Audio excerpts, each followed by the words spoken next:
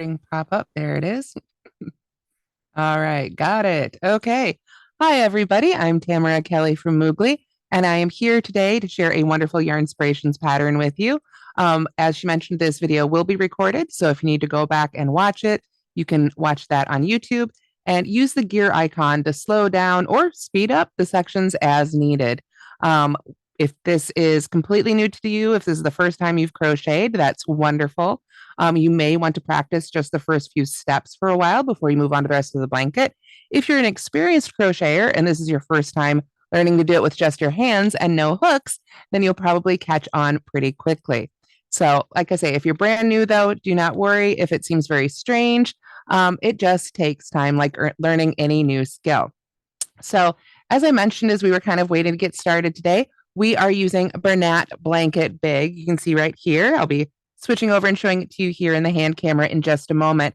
But I want to really emphasize that since we are using our hands to crochet today, there it is, and nice and big for you. Since we're using our hands to crochet today and not a hook, we need a yarn that is appropriately sized for our hands. If you've crocheted before, you know you have to kind of fit the yarn, or excuse me, fit the hook to the yarn. Well, we're using our hands as our hooks. So we need a great big yarn because our hands are a lot bigger than the standard hook. Again, if you haven't been able to get a hold of this yarn, if you've got thinner yarns, you can try and do this by holding 2 or 3 of those strands together, whatever is going to make it easier for you to use your hands to make this project. For the written pattern, it is available on yarnspirations.com for free. It is called, let me get it nice and close here so you can see that, the Bernat Hand Crocheted 3-Hour Throw. So this is, you can see right here in the pattern, it's shown in gray. Bernat Blanket Big comes in lots of different sizes. This one is a really pretty one called, let's see here, Branch, which I think is really appropriate. But again, just for future reference here, we want a jumbo 7-weight yarn for this technique. So first things first, we need to find the end of our yarn. Now, if you may like to pull center pull for your yarns, for this yarn, I really like to go from the outside. It's just a lot easier to find that end. For this one, after I pulled that label off, you can kind of see how there's a strand going into the middle there. I pull it out and boom, right there's the end. So look at the ends of your skein and see if you can find where the strand is sticking in.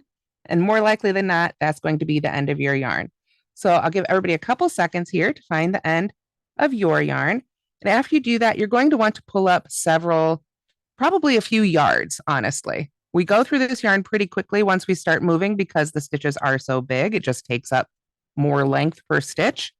So we want to be able to control the tension with our hands and not have the yarn ball pulling back on us. All right. So as I said, we're using the yarn today and just our hands, no hooks, no needles, except for a little sewing needle to help us handle our ends, the weaving in of our ends of our yarn, but we'll tackle that at the end. So what do we do? First things first, same way we start most crochet projects, we need to start by making a slip knot. Because this yarn is so thick, we're going to come in a lot further than the usual 4 to 6 inches that we might do with a more standard weight, medium weight yarn, if you will. Let's come in a good 12 inches or so. So here's the end of my yarn. This end over here is still attached to the skein. So I'm going to come in about a foot. And at that foot point, you don't have to measure it out, just eyeball it. I'm just going to lay the end over just like that. Do you see how that makes a loop? Kind of looks like an awareness ribbon. Let me undo it and do that again. Here's the end. I'm going to come in about a foot. And then I just lay it over like that to create a loop. Okay. After we do that, then we take that end and we just slide that bit under the loop like that. And don't worry, I'll show this a couple times. Now what we're going to do is we want to use, I'm right-handed, so I'm going to use my right hand, and we want to use the hand that we depend on to grab that little bit there right in the middle and pull up on that while using our other hand to pull down on the end that's attached to our skein and this tail end here. So I'm going to grab this with my fingers here, just pinch it between my finger and thumb. Grab these other 2 ends with my other hand. and pull up on that loop. And that makes what we call a slip knot. And I'm guessing the reason they call it a slip knot is because you can adjust the size of it by pulling up or down on this end. If I pull down on it, our knot gets smaller. If I pull up on it, our knot gets bigger. If I decide I don't like this knot and I want to do it again, I can just pull on both ends and it all completely goes away. So let's do that again. I'm going to find the end of my yarn, come in about a foot, lay that end right over in a loop, just like that. Then I want to take that end and just slide it under that loop. Now, you know, if I pulled that end through, we just make a regular knot, but we want to not pull it all the way through. We want to pull up just a loop. So we pull up on that section in the middle and pull down on either side. There we go. So now we've got our slip knot made. Are there any questions on the slip knot? I am not seeing any questions so far. Okay, great. All right. So after you've made your slip knot, it's time to start using our hands as our hooks. So what I want you to do is take your first 3 fingers on, I'm right-handed, so I'm going to use my right hand. If you're left-handed, you should use your left. But we want to make that loop about the size of 3 fingers. You can see I can wiggle a little bit, but I can't really get my fingers apart too much, maybe just a little. There's a little bit of give in that yarn. But we're going to be using our hands instead of a hook. No hook for this project, just our hands. So we find that loop, get that loop to be about the size of our fingers. And then what we're going to do next is we're going to start making chains. The chain is the most basic stitch in crochet. It's what everything else is built off of. And if this is your very first time crocheting, you may want to practice just making chains for quite a while. That's going to give you the feel for the yarn. When people are learning to crochet with a hook, that's also what they do typically, is make a whole lot of chains. And once their chains start feeling really even and they start feeling like they control the yarn and the hook, then it's a lot easier to move on to those other stitches. So let's go ahead and start making some chains. Now I want you to see how I've got this loop on my fingers. It's on these first 3 fingers. And if we look at the knot, you can see the cut end, the tail end of the yarn, if you will, is in front. The yarn that's attached to the skein is in back. So if I kind of very awkwardly turn my hand this way, you can see what I mean there. Okay. And that's the direction that we want the slip knot to go onto our hand. So what we have on our hand right now is called the active loop. It's not a stitch. It's not a finished stitch. If you're a knitter, you might think of the loops as stitches. This is not a stitch in crochet. It's our active loop. What we're going to do to start chaining is we take the yarn end attached to the skein. We let the tail just hang out there. We'll deal with that later. And we're going to bring it from behind up over our fingers, just like that. So let me do that again. We come from behind and up over our fingers toward us. So if you're left-handed, and I can't do everything left-handed, but I can do a couple moves. If you're left-handed, let me get it on here. I'm going to push it back so I've got a little bit of room. I've still got that tail in front, and I just bring it up and over those fingers towards me. Probably have my skein on my right if I was left-handed, but I bring it up and over just like that. Let me switch back here. So after we bring our yarn up and over our fingers, we're going to use the tips of those fingers to pull this loop through this loop. Now we can just kind of try and grab it like this. We can slide it between our fingers if that makes it easier. However works for you. There's no right or wrong. It's just what works for you. So we can use both hands and just pull that loop up through. Now you'll notice as I pull it up through, the end that's attached to the skein here stays in front. I'm going to do a few more. We push this to the back. We yarn up and over our fingers, pull that right through that loop. You'll see I'm not twisting it. I'm just gently pulling it right through. And every time I pull a new loop through, I bring it back to that same size, 3 fingers. Yarn over and pull that loop through. Now what we've been doing is making chains, and we've made 3 of them here so far. This what was on my fingers is still the active loop, but what's come off are chains. So if we look at the 3 chains that we've made here, we're looking at them right now from what's considered the top. And you can kind of see how they're little nested V's. There's one here. This one sort of nests right into it. And then there's our third one. And there's our active loop. So you can count your chains 1, 2, 3 from the top, or we can flip the whole thing over. And in this multicolored yarn, it's a little harder to see, so I'm gonna actually turn it this way. But on the back, see, this is our top V's. On the back, we have these humps. You can kind of see the V's sticking out on either side, but we've got these humps right here. Those humps are what we're going to be working into later when we work back into the chain. But we only have 3 chains made. This pattern calls for starting with 17. So we need to put our hand right back in that active loop and adjust, make sure that loop's the right size. We can do that by pulling down on the yarn that's attached to the skein or pulling up on the loop itself if it needs to be bigger. There we are. And then we push it to the back and we make more chains. We bring that yarn up and over from behind and then gently just pull it through and pull that loop up until it's the size of 3 fingers again. We don't want to pull back on this while we're making it. That'll make our stitches really tight. We just want to gently make it just the right size. And this yarn, as you can see, has a lot of fuzz to it. So that makes it a little bit easier because it doesn't slide around too much on its own. So we push that loop back, yarn over, and pull through. Pull that loop up to the 3 finger size again.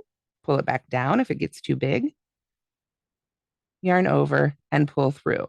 So if you've crocheted before with hooks, then you know this is just like what you're doing with a hook, but we're using our hands.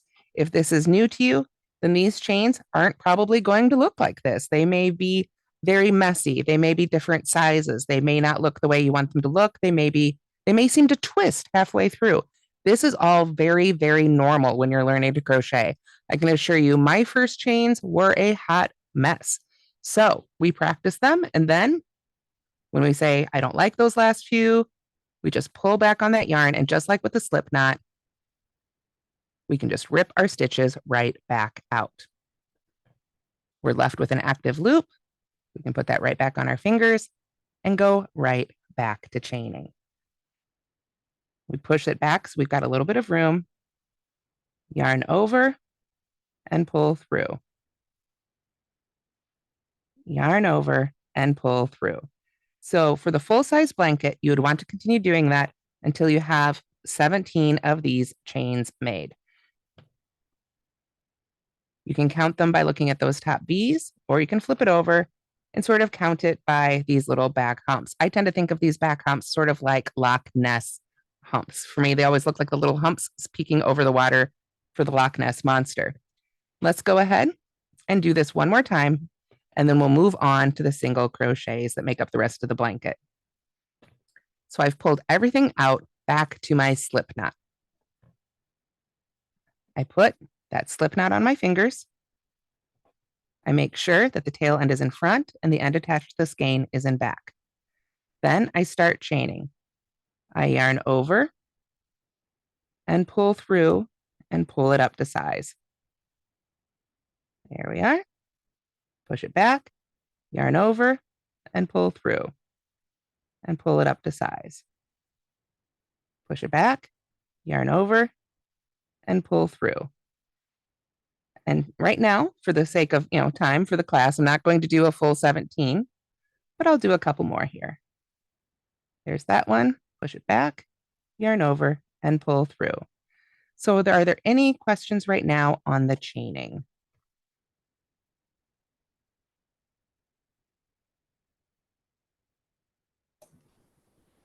No questions so far. And just to let you know, Renee is here now. Okay, great. Great. Hi, Renee. Glad to see you. All Hello, right. everyone. Hello. All right. So now we have some chains made. If you have more questions, do put those in the chat and I'll try and address them. We will be making some more chains as we go. But for now, I'm going to go ahead and stop. I've got 1, 2, 3, 4, 5, 6 chains made on my row here. Now, if you made the full 17, it should be just over 36 inches, probably a little closer. If we say each of these stitches are about 2 inches high, should be about 38 inches long or so. So now we're going to say, maybe for today, we're just making a little swatch to learn the process. I'm going to say I've got my stitches made, and now I'm ready to begin the first row. So if you're following along with the written instructions, let me bring that up there and get it in focus if I can here. We've just finished the chain 17, we'll say, and now we're moving on to the first row right there. So what we're going to do is we're going to start by crocheting into the second chain from, normally it would be the second chain from the hook, but now it's the second chain from our fingers. So let's look at what we've done. Here's our row of chains. This is the chain closest to our hand. Remember, this is an active loop, this is not a stitch, this is. So there's one here, and then there's one here, and etc. all the way down. The one closest to our hand, or later to our hook, is used as the turning chain. This one will be like a little ladder that lifts us up for the height of our row. If we didn't have a turning chain, our first stitch would be really pinched at one side and have to kind of get bigger as it goes. Having a turning chain lifts us up so that our row can be nice and straight across the top. So let's get ready to do that. We're going to lay out our chains here. Now you can see, because I'm right-handed, I've kind of been working this way, you could think of it. Now we want to sort of turn things around to work back into our chains. If you're left-handed, your hand will be on the left, and they'll be looking more like that. Okay? So now I am going to flip that chain over and look for those back humps. Okay, I'm going to try and get that end out of the way here so it's a little easier to see. This is the active loop on my fingers. This is the end attached to the skein. That little loop right there is the back of that first chain. So we follow right down in a row. That one there is the back of our second chain. And under this loop is where we're going to put our first single crochet. So I want to make sure that my loop is the right size here. Find that loop that I want to put my stitch in. Now, if you are brand new to crochet and all this flipping around with these loops is just craziness, you're having a hard time reading your stitches, that's fine. Again, that's very normal. Took me a long time. And if you want to go ahead and jump into this part, just try to find a loop of the stitch to work into. Do not stress it too much while you're learning. We're here to have a bit of fun. So I'm going to skip the one closest to my hand, find the next one. And now I'm going to put those same fingers right underneath that loop. And you'll notice I'm moving away from me under that stitch. So we just put them right into that stitch. So now I've got the active loop and I've got a bit of that stitch on my hand as well. Now I'm going to take that yarn. You can see right here, I'm going to give it a little bit of a tug, make sure this loop didn't get too big. I'm going to push these both back to make some room because now I'm going to yarn over again. If we turn my hand this way, you can see I'm yarning over. And then I'm going to pull, using my fingers, pull this yarn up through this stitch. Just through the stitch though. Just like that. All right. Now we've got the active loop and the loop that we pulled up through the stitch. Let's do that again. I'm going to pull it out just like before. We can just undo our stitches. Now, we had a question just pop up in the chat. Can you use a crochet hook if it's easier? Absolutely. If you prefer crocheting with a hook, you can make this pattern with a crochet hook. The recommended hook size for this yarn is a 25mm crochet hook. So let's go back to using our hands for now, though. I've got the loop on my hand. This is the back of the stitch that's closest to the loop on my hand. So that's going to be our turning chain. We come to the next one. You can see there's that loop. We're looking at the back of the chain now. It's kind of right in the middle. If we flip it over, we see a V. So we've got this one on the back, and we insert our hand right under that loop. Find our yarn, yarn over, and pull it through. There we go. Now what we want to do after we've pulled that loop up through the stitch is make sure that that loop is the same size as the active loop. You can see how those two loops are now the same size. So to finish our single crochet, we push these 2 loops back to give ourselves a little bit more room, yarn over, and pull through both of those loops. Just like that. And that is our first single crochet. If we look at the top of it, you can see there's another V just like we saw at the top of our chains. So that's our first stitch of row 1. Now we had the turning chain that we skipped. That does not count as a stitch either.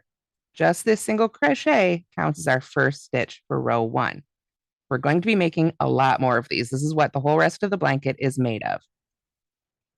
So we get our loop to our 3-finger size again.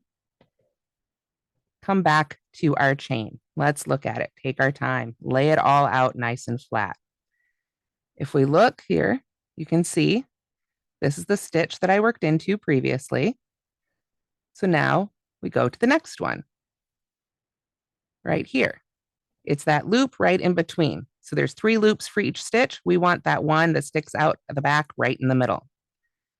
We've got our active loop on our fingers, and we go under that loop in that chain with our fingers. There we go. Then we can take our working yarn, attach it to our skein, yarn over, and pull it through. We pull that loop up, take our time, and pull that loop up to be the same size as our active loop. The active loop is always that loop left on our hand when we finished a stitch. So we've got our active loop, the loop we pulled up through the next stitch. So we yarn over again, and we pull this through both of those loops. If I get my hand out of the way here, now you can see we've made 2 single crochets. There's 1 V and a second V worked right into it. From the front, this is what those single crochets look like. We've got the 2 loops at the top, and in front, you can kind of see there are 2 loops going right up into there. That's what the single crochet. So I will be doing lots more single crochets, and I will definitely be starting another row of them as well. So we get this one sorted. We like the looks of it. We're going to leave it. We're not going to pull it out. If we don't like it, we can pull it out just like we've done the rest of our stitches. Make sure our loop's the right size. Come back to our chain, find where we are. You can see right there's the loop that I worked into before. So now I want to come down and find the next one. Right in the middle there. That's our guy. Insert my hand into that loop. If it's too tight, if you can't get all 3 fingers in there, it's fine to just use 2 when you're reaching into that chain. But we still want to yarn over and pull that loop up and through, and then get that loop up to the size of the other loop on our hand. Then we can push those back out of the way a little bit, yarn over, and pull through those 2 loops. Now we've made 3 single crochets, which we can see from the top looking at those V's. 1, 2, 3. And if we look at them from this angle, you can sort of straightened out here, and you can do this with yours too. Just take a moment, kind of straighten things out. Things can get a little twisted when we're manipulating them. But we can see we've got 1 stitch here. I'm going to cover that with my hand. 1 stitch, 2 stitch, 3 stitch. All right. Now we've down that last chain. So this is going to be the last stitch we put in row 1. Obviously, I'm not making as many stitches. I'm just doing a small swatch today.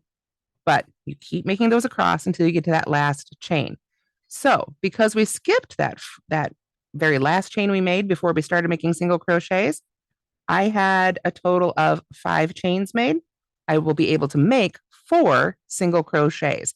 We always have to chain 1 more than the number of stitches we want to make because we skipped that last one for the turning chain. So let's come back and finish up row 1 here. I'm going to put my hand right back in that loop. And I know it's moving the right direction because when I pull back on the end attached to the skein, I can feel that it wants to move into the part of the loop that's in front of my hand here. We find that very last loop right next to the slip knot. This one likes to be tight. This one definitely likes to be tight. So if you can only get a couple fingers or even just 1 finger in there, that's totally fine. Right now, the finger's job is just to yarn over and grab that yarn and pull it up through the loop. Once it's pulled through, you can get it to that same size again. Then just like before, push those back out of the way a little bit so that we can yarn over and pull through. And now we have finished a little mini version with 4 stitches of row 1. So from the front, we can count those. Here's the first one to be 1, 2, 3, and 4. So hopefully you can kind of see, you can use your fingers even to feel. There's, if we go under those top 2 loops, there's 1 here, 2 here, 3 here, and 4 here. So that is our first row. Now we're going to be doing the same steps again for the second row, but this time we don't have a long row of chains to work into. We're going to be working into those stitches. Because we because we don't have that long row of chains, we need to start with a new turning chain. So at the beginning of each row, beginning in row 2, but only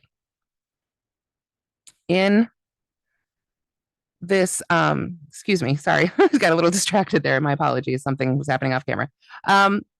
Only in rows 2 and beyond do we need to do a little chain first. With our first row, that chain is the last chain that we made in our whole row of chains. So for this pattern, because we are working with our hands and not a hook, we're going to do things a little bit differently. When it's the turning chain and just the turning chain, I want you to go down to just using 2 fingers. I find that this creates a much neater edge to this blanket.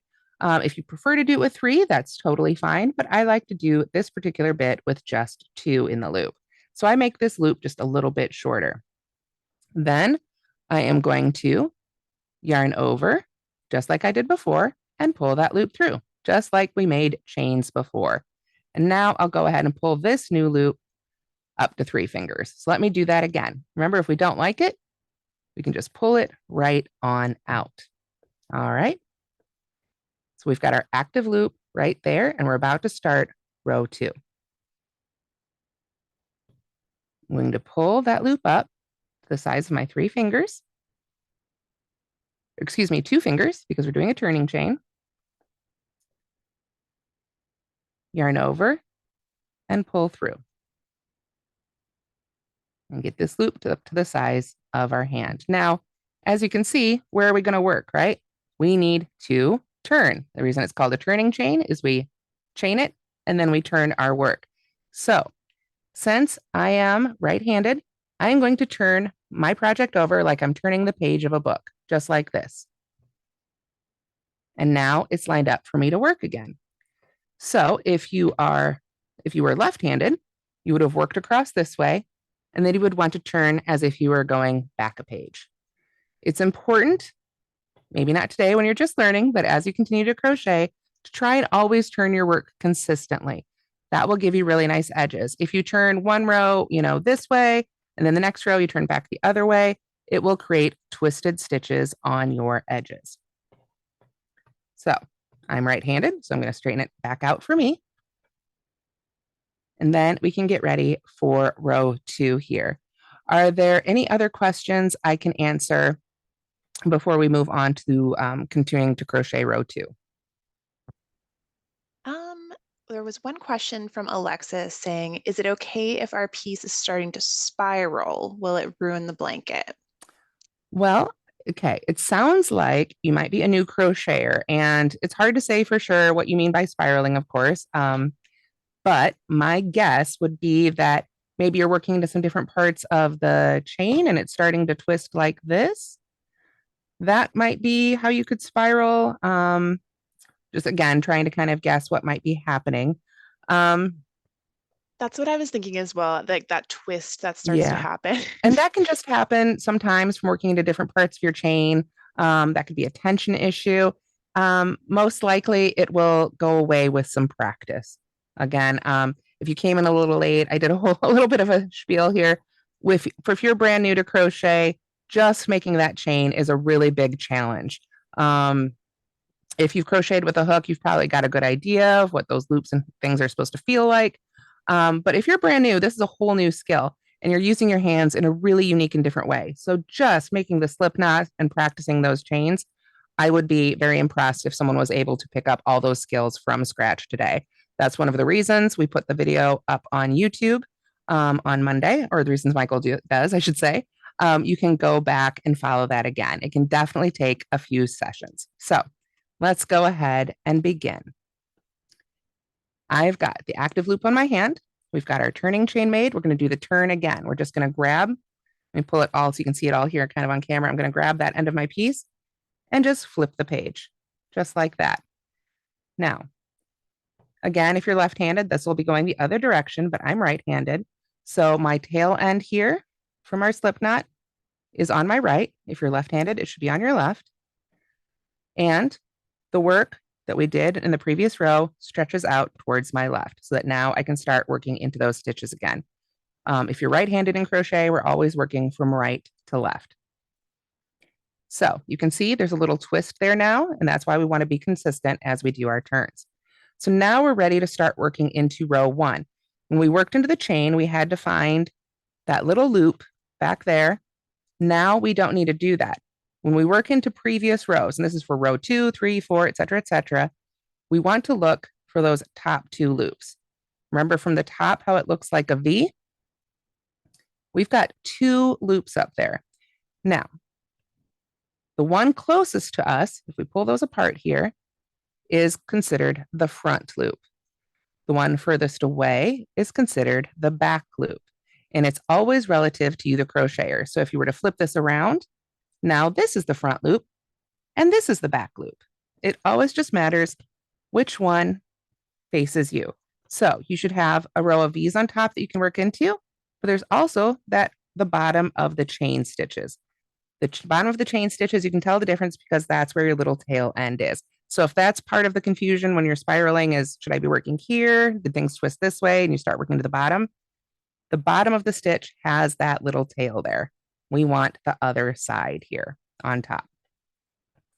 So now with many crochet patterns, they will simply say single crochet in the stitch. When it says that, we go under both of those loops. For this pattern, for our second row, we're going to be working in the back loop only. So we need to look at those V's and find just that back loop. We're going to put our fingers under that back loop, just like we did with the chains. Find the end of the yarn attached to the skein, bring it up over our fingers, and pull it up and through. And just like before, we want to take our time, get that loop up to the same size as our active loop. Then we can push them back a little bit so that we can yarn over and pull through both of those loops. Just like that. And just as before, now we've got 2 loops on top and we've made our first single crochet in row 2. So you can see chaining and working across gives us our width, making more rows is what gives us our height. So let's do that some more. I'm going to pull down there on that loop and let's look at the tops of our stitches. You can see this is the loop I went under before. So we want to come to that next V. You can use your fingers to really find it there. It kind of stopped on either side by the other stitches. Find just that back loop and go under just that back loop. Yarn over and pull up that loop to the same size as the active loop on our hand. Get that nice and adjusted there. Yarn over and pull through. And yes, you just keep repeating the same thing for every row, except that we alternate working behind the back loop or the front loop. This row, row 2, we're working under the back loop. So let's do that again. We worked under the back loop there. We come to the next stitch. Again, if you're having trouble seeing where those loops are, use your hands. You can lay it down, look for that bit of daylight there. That's underneath the top 2 loops of one stitch. That's one we just worked under. Look for that little bit of daylight there. Those are the top 2 loops of the next stitch. And we want to go under just the back one, the one that's furthest away. Yarn over and pull that loop up and through. Push those loops back a bit on your hand, yarn over and pull through those 2 loops.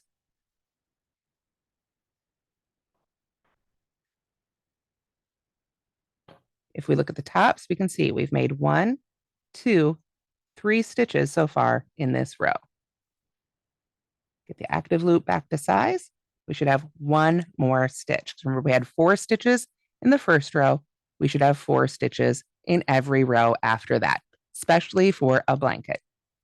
As you crochet later, things that are shaped like sweaters, you might have different numbers of stitches each row, but generally speaking, a blanket, especially a simple blanket like this one with just one kind of stitch, in order to keep the sides straight, you want to stop every once in a while and count your stitches. So we find that very last one. You can see right here, we've got our nice 2 loops there. You can see that's the top of our last stitch. So again, we go under just that back loop, yarn over, pull that loop up through the stitch, get those loops to the same size, yarn over, and pull through. Now, when I need to put my project down, I was going to say hook, when I need to put my project down, because I need to, walk away or do something else, I always like to pull that active loop up really nice and big. This helps prevent accidentally undoing your stitch. If you are worried, if you need to put it in a bag or travel with it, you may want to use a ribbon or a stitch marker, or even very lightly tie a knot in this one. If you don't have crochet stitch markers, they look something like this. They should be sort of like a plastic safety pin is the most common style. Sometimes they're metal. They might have a lobster clasp. And you can sort of pin down that loop as well to help hold it open. But for now, I'm just going to pull it up nice and big because I've used up all the yarn that I already pulled off my skein. I need to pull off a little bit more. So while I do that, are there any questions I can answer on row 2? Nothing so far. Okay, great. All right. If you did 17 chains, great question. That would be a total of 16 stitches. I did 5 chains, so I've got 4 stitches. Because we use that very last chain we made as a turning chain, we'll always, for this pattern at least, have 1 less stitch than we had chains in the beginning. Alrighty. And if you do make the 16 stitch wide one that begins with the 17 chains, then it should be approximately 36 inches wide. So it is more of a lap blanket size for sure. If you wanted a wider blanket, you can absolutely add more chains. There's not a specific number needed to make this blanket other than to make it to a particular size. So if there's a particular size that you wanted to make this blanket, we can do a little bit of math at the end. I've already set aside some time for that to show you how to figure out how to make this blanket as wide as you'd like it to be. All righty, so let's go ahead and begin row 3. Row 3, again, we need to start with a turning chain. So I'm going to go down to just those 2 fingers inside the loop, pull back on the skein end here to get that to size, yarn over, and pull through. Now we've got our turning chain made, and I can pull this loop back up to 3 fingers. Then it's time again to turn. Again, I'm right-handed, so I'm going to turn the page of my book just like that. If you're left-handed, go back a page. All right, there we are. So now you can see we're all set up to crochet into row 2 to make row 3. Row 3 is a little different because now we're going to be crocheting under just those front loops. So right here, we want to, again, lay it out. This right here is our turning chain. We can see our 4 stitches. 1, 2, 3, 4. We've got those V's at the top. Now, instead of going under that back loop, we're going to go under just that front loop, the one that's closest to us.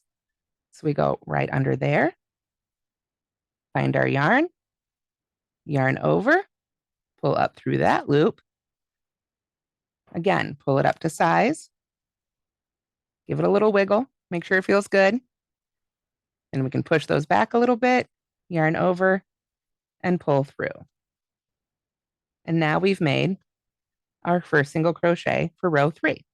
You can see it's going to look a little different on this side than it does on this side. So yes, after this, the pattern is even numbered rows, we're working under the back loop. Odd numbered rows, like number 3, we're working under the front loop. So let me slow down and do that a little slower here. We worked under that one. We can always lay it out, take your time, find the top of that next stitch, find both those loops, and then you can find the one that's just closer to you. Insert your hook. I felt that loop loosen up on my hand as I was doing that, so I'm going to give it just a little tug. Yarn over and pull my loop up and through. Get those loops to be the same size. Yarn over and pull through both. Then we just continue across. When we get to the next stitch, we can lay it out, and hopefully now it's a little easier to see, especially if I pull up on this, you can kind of see that's one stitch. And here's the next, the little cave. It always appears like a little cave to me, where everything sort of gathers together. There's space to go under those top two loops. Find the next one, go right under that front loop. Now, a great tip from Alexis came up. She found that it was helpful to stop twisting if she made her stitches looser. So if you're finding that you're having trouble twisting, loosening up, maybe if you've got very small hands, you might need 4 fingers, or maybe to give them more of a wiggle, that might help as well. I know I tend to have maybe a little bit larger hands, so this is what works for me, but that's why I say everybody's hands are different. And that means everybody's stitches are going to be a little bit different sized as well, and that's okay. The thing about handmade is everyone's going to be unique. So now we come to that last one. We know there's 4 stitches or 16 on the full-sized one, or however many you're making. Find those top 2 loops, grab just the one in front, go under it away from us, yarn over, pull that loop up through the stitch, like so. Make those loops the same size, yarn over, and pull through both. And now we can look at the top of our project again, the top of that last row. Let me pull it down here so you can see it. And we can see the 4 stitches. There's 1, 2, 3, 4, and then there's our active loop. So after that, the rest of the pattern really is the same. We've got about 15 minutes left, so I want to make sure to cover how to finish it up and how to adjust the size. But before I do that, since that's going to involve cutting the yarn and some stuff, let me ask Renee, can you tell me, is there anything else I can demo on the stitches before I need to, move on and cut the yarn here? I'll give just a moment for anyone if they have anything they'd like to demo again. I will say if you are having trouble seeing the stitch definition on the fuzzy yarn, you can, another yarn that's sold at Michael's that is really fun to hand crochet with. It might be a little bit easier for you. I unfortunately don't have a label on it right now, but it's Bernat Plush. And it is a smoother yarn. So for practicing hand crochet, you might have a little bit of an easier time with this one. It's not quite as thick, but it is smoother. Yeah, Plush Big is so easy to see. Yes, we love. Yes. So yeah, when you go to pick up your Bernat Blanket Big from Michael's, grab a skein of this too. It's just so nice and smooth that if you are a real beginner, this one can be a little bit easier to see your stitches with for sure. So anyway, a couple of questions here. How do you connect another ball of yarn to your blanket? Great. That's a great question. That's timing. Going to be the same way that we take care of our ends. I'll go over that in that section for sure. Anything else before like I say, once I cut the yarn, it's cut. I think we're good. Okay, great. All right. So let's pretend that I have finished my tiny little, we're going to say American Girl doll sized blanket, right? So I've got just my active loop left here. We're always going to have that active loop when we finish a stitch, whether it's in the middle or at the end. And now I've got some more yarn attached to my skein. I'm going to go ahead and cut the yarn. And you can see I'm leaving a good bit of length there. I'm not cutting it real close. Then I can take that yarn end, send it through that active loop, and just pull down. And now that yarn end is secured. However, we've still got these little tails to take care of. And the way we take care of these tails is kind of the same way we actually add new skeins of yarn. So if you wanted to make this full size and you're following along with the written pattern, you'll see that you use a total of 4 skeins of yarn. So the way I like to join this yarn is the same way I like to take care of these ends once I've woven them in. And that is going to require just a couple of little extra supplies. We've got some yarn and thread. Now, this is regular sewing thread, by the way, and a regular sewing needle. Ideally, of course, our thread color would match our yarn. However, especially with this stuff, if I bring it up here, you can see just how incredibly fuzzy this is. The sewn stitches that we make are going to get totally buried in here and be pretty darn invisible. So if you don't have a perfect match, okay, I have never found it to be a problem. But what we do, let me find the end of the skein that I just cut off. Here we are. Is when it's time to add a new yarn. Make sure and secure your active loop so it doesn't pull off while you're doing this. Take the end of the yarn from the first skein or second or whatever. Take the first end of the new skein and then just sandwich them together like this. Let me get that nice and close here.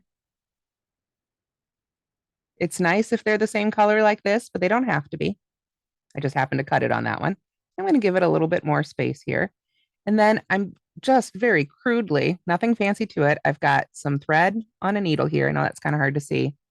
It's doubled. There's a knot there on the end. I'm just going to start sewing back and forth. I go up through one layer. I don't know if you guys can see that. Sorry, it's a tiny little needle here. It's always hard to show that on camera. But I'm just going through both layers with this bit of thread. I pull that up nice and tight, and then I just go right back down. Like I say, this is not fancy sewing. There's not a particular stitch.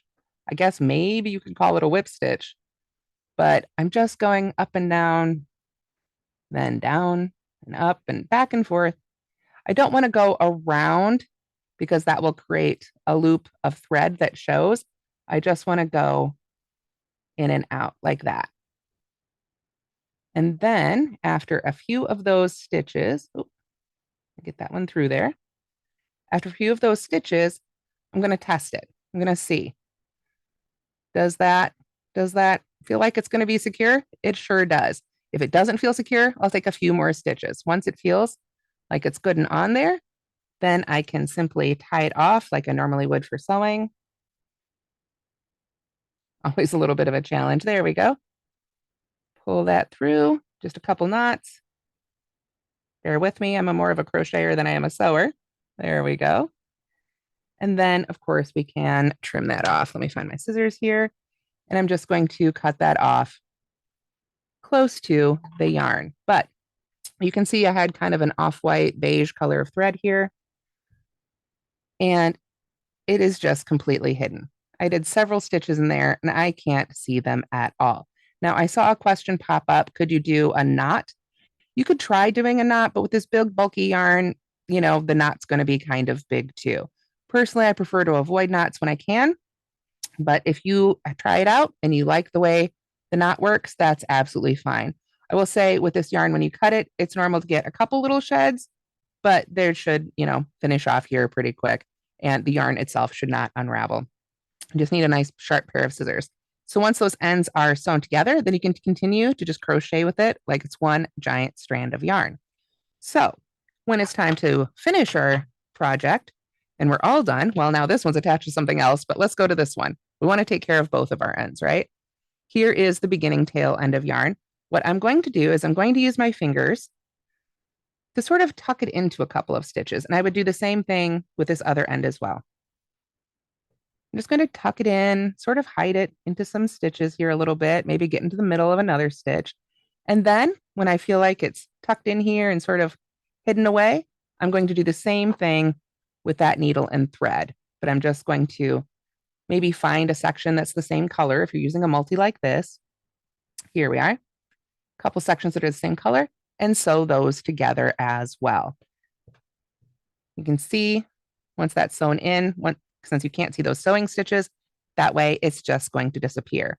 Now you don't have to sew them in, you can just tuck them in, but with wear and tear and use, eventually those ends do tend to pop back out. So I really like to go ahead and take a little bit of time and sew in those ends with the sewing thread and needle.